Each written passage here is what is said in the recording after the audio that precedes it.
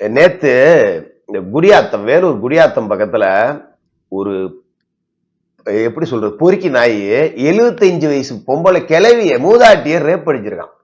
75 வயசு. என்னடான்னா கஞ்சா போத. அப்பா இங்க கஞ்சாவே இல்ல, ஜீரோ கஞ்சான்னு ஓலா கேப் ஓட்டிக்கிட்டு இருக்காரு நம்ம காதுகள்ல.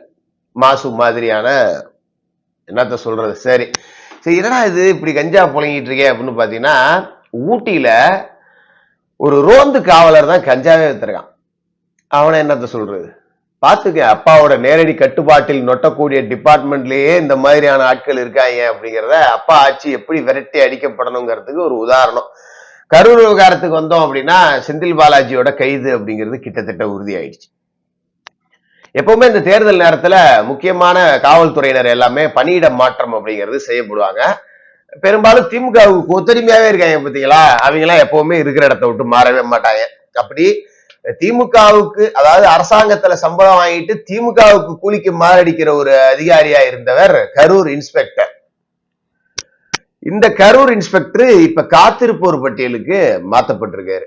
இந்த மணிவண்ணன் தான் கரூர் விவகாரத்துல தானே கேஸ் கொடுத்து தானே எடுத்துக்கிட்டவர். கம்ப்ளைண்ட் கொடுத்ததும் இவரு, கம்ப்ளைண்ட் வாங்கினதும் இவரு.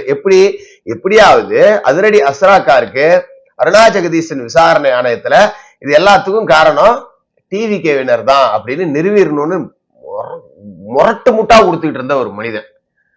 இவர் மூலமாக ஆம்புலன்ஸ் டிரைவர்கள் எல்லாத்துக்கும் பணம் போச்சு அப்படிங்கறத நம்ம கடந்த காலகட்டத்தில் பேசியிருந்தோம் பாத்தீங்களா.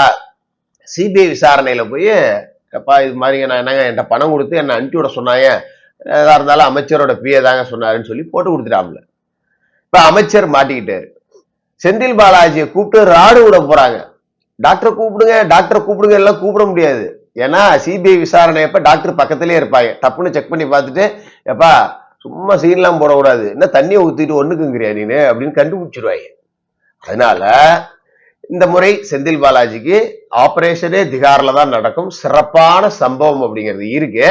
இந்த மணிவண்ணன் போட்டு கொடுத்துட்டாரு அப்படிங்கறதாலதான் இவ்வளவு நாள் செந்தில் பாலாஜிக்கு அடியால் வேலை பார்த்த இவரே காத்திருப்போர் பட்டியலுக்கு மாற்றப்பட்டிருக்காரு. இவருக்கு இப்ப வெயிட்டிங் லிஸ்ட்ல இருக்காப்ல, வேற வேலையும் கொடுக்கல, எங்க போஸ்டிங் போறதுன்னே தெரியல.